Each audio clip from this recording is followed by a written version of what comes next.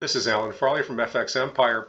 IBM is trading higher by about 3% after reporting the strongest quarterly growth in 3 years.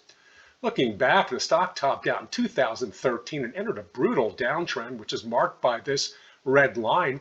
It's come up to this descending trend line a whole bunch of times in the last 8 years.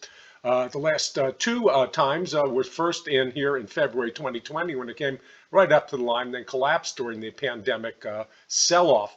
Now, price action since that time jumped first up to about the 135 level, stretched through the rest of the year to 2021, and then completed the journey back up to this brutal trend line in May of this year.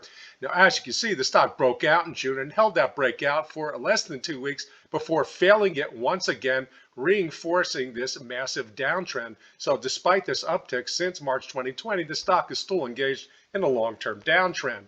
Now, there's a problem here. Even though the stock is trading higher after earnings, right about up here at the 143 level or the 50-day moving average, take a look at accumulation. Since February 2020, it peaked in February, posted a lower high here in about January 2020. Despite this breakout, posted another lower high here in June.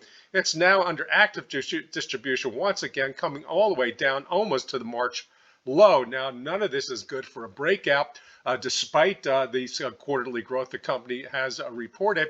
And a lot of that may have to do with the company saying almost nothing about a spinoff, which is scheduled to take place at the end of the year when it's supposed to get rid of its or move its legacy divisions into a separate entity.